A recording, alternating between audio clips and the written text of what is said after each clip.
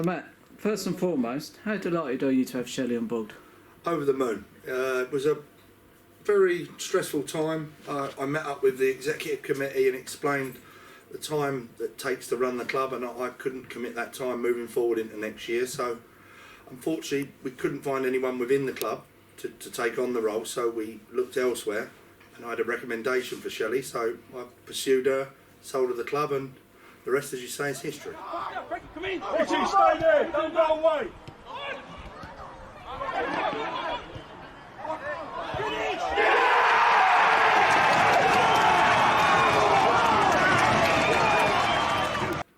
Was this the only option in keeping you at the club? It's bringing in a CEO. Yeah, it was. I didn't want to step away from the club, and I love the club just like every one of you supporters at home. It's for me. I just love the club, but I just don't have the time physically to dedicate to running the club, and it's not fair on the club. As I said previously, I feel guilty for not being here all the time. I see yourself, Lee, Nicola, doing everything I used to do, and I do feel guilty sometimes and think, blimey, I should be doing that. But my business doesn't run itself, unfortunately, so I need to be there for that. And appointing Shelley for Gary and I was a bit of a no-brainer, because it takes that running of the club away from both of us, because I know that Gary's got time constraints of new things happening with his training, bits like that, so it was a bit of a no-brainer for both of us.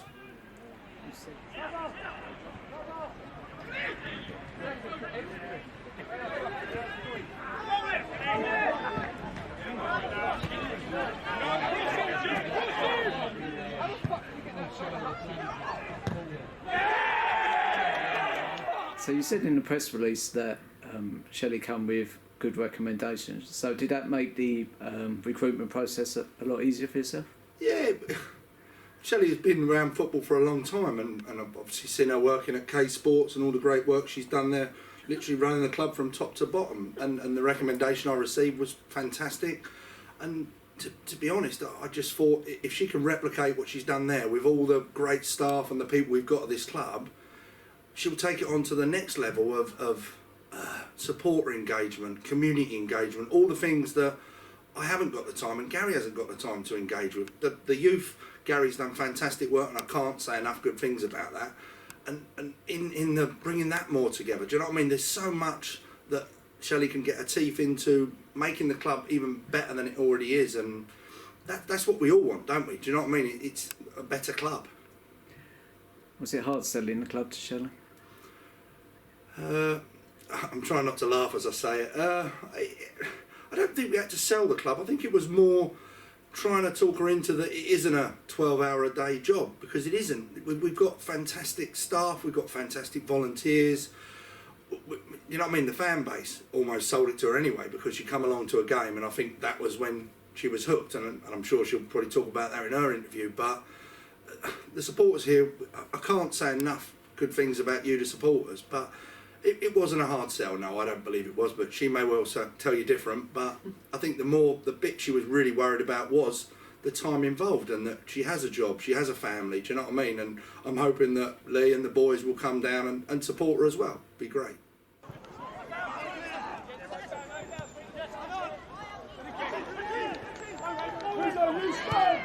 You stay with them.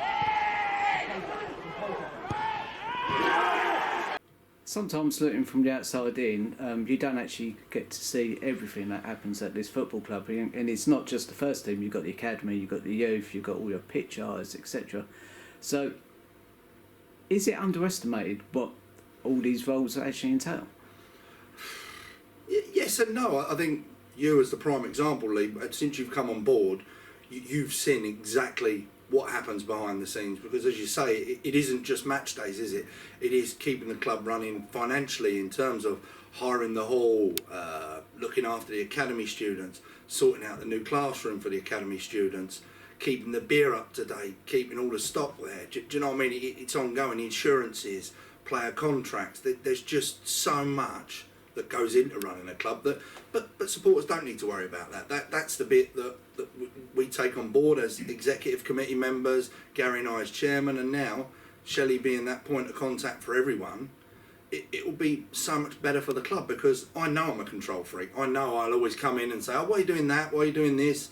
and it doesn't always need that. And I'm the worst at letting go, but this time I am going to have to let go and let Shelley take the reins. Good. Go again. Pieces. Pieces. Runners.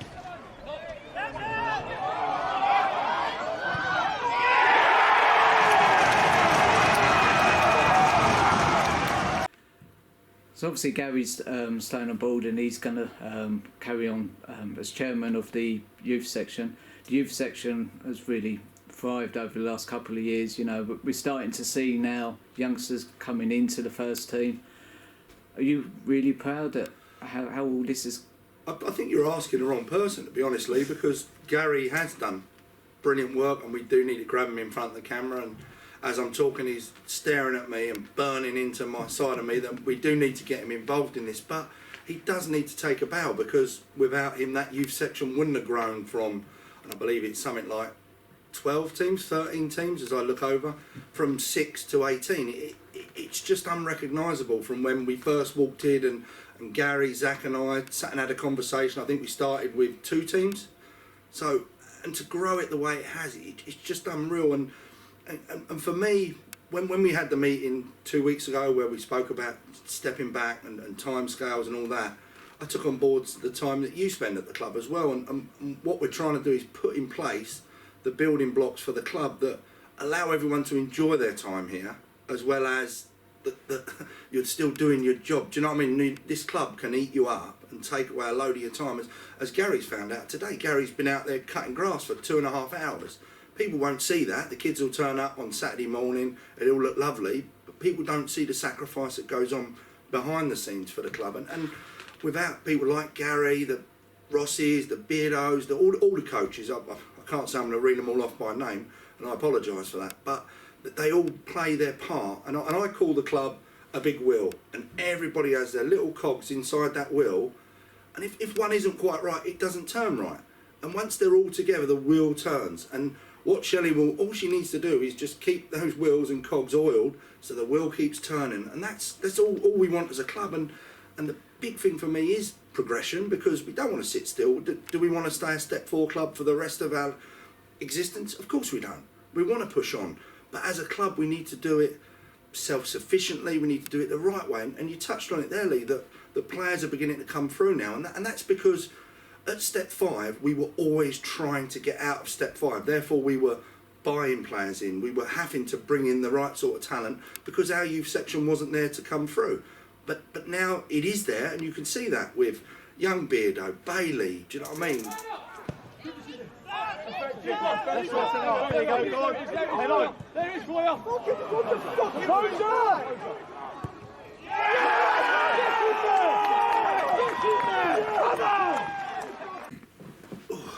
Another thing you touched on in your article was support engagement, something that we've been trying to do for the last couple of years now. Are you looking forward to seeing how Shelley takes that the next step further? I think the big thing with SUSA and the Supporters Association is I think Shelley will start to build more of a bond with them, because I don't have the time to commit to going to certain meetings and engaging with them and understanding what they need. Obviously we've got Jim Cook, who helps around the club, and I can't say enough superlatives about him because he is brilliant for the club, as we all know. But it's the supporter side of it. I think we have, this season hasn't been great because we haven't done as much. I think Paul Rogers coming back in has tried to bring in more with season ticket incentives, with the free beer, the free teas, all of that side of stuff. But I just think we need to do slightly more because times are tough. We all know it. We're all seeing it. The energy costs here at the club have gone up 150 odd %. Do you know what I mean? We all know times are hard. So it's about us as a club trying to give something back, because as a business we don't generate profit, we put everything back into the club. So it isn't, if you see a beer price go up over the summer, it's not because we're trying to take money from you just for me to go and fill my car up, for instance, or anything like that. It is about running the club, and it's about making it that self-sustainable model, and we need to do all of that. So I think supporter-wise we could do more, and I think Shelley will do more with them. And I know she's been wandering around talking about programme and what you'd like to see in programmes and things like that. And yeah, we do need to update that sort of thing, and we can only learn from you, the supporters. So all I would say is if you could find Shelley on a match day, just make sure you grab her, because I know some of you don't always like coming up and talking to me, but maybe just grab her, talk to her, and at the end of the day, as I've always said, my door's always open, and I think Shelley's will be exactly the same as me. And again, it's not like I'm disappearing off the face of the earth and you won't see me again. I'm going to be at games when I can, but hopefully I'll be at the bar getting absolutely smashed, rather than worrying about team sheets or worrying about this or that. I literally will enjoy the match days again, and hopefully at the same time Gary will be getting smashed with me.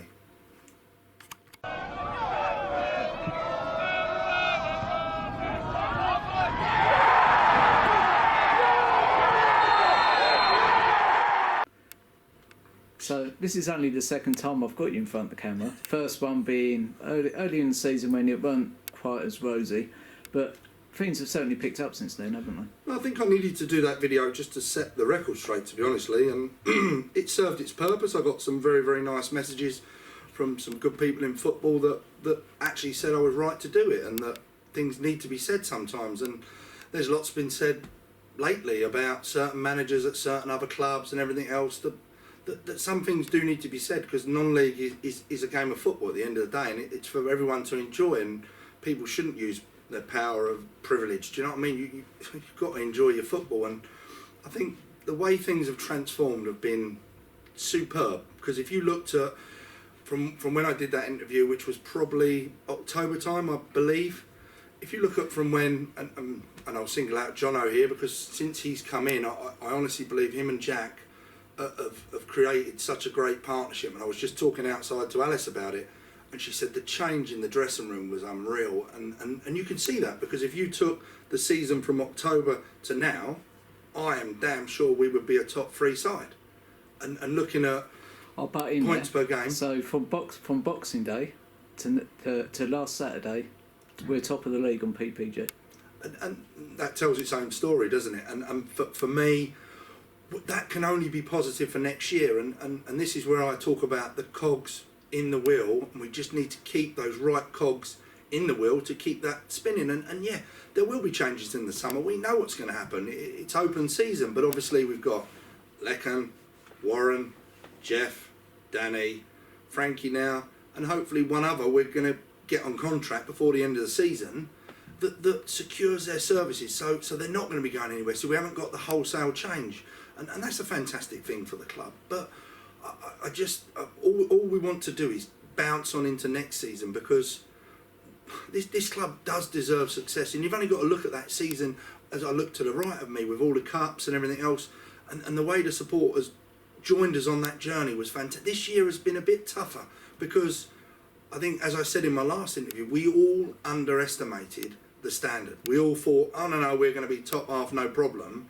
But as we learned very, very quickly, is you've got to adapt and you've got to move with the times, and that's no detriment to the players we had. But if you look at the team that started this season to the team that are about to end it, I think there's 2 maybe from last season that are in there that have stayed, and obviously with the input of Danny Leonard and a few of the others, it just shows you that you can't keep the same team. You can't have that. No matter what anybody says that they can tell me black is white, that you can't, because you have to step up. Look at Chatham. They've invested in their squad. They've made it better, and unfortunately that's what we've had to do, and I think it's testament to Jono and Jack that they've done that, and we've gone on this upward journey, and as we sit just outside the playoffs, we still might sneak in. Who knows? If we can get a couple of decent results on the run-in, it'll make that last game against Cray a very, very interesting game. Stay outside!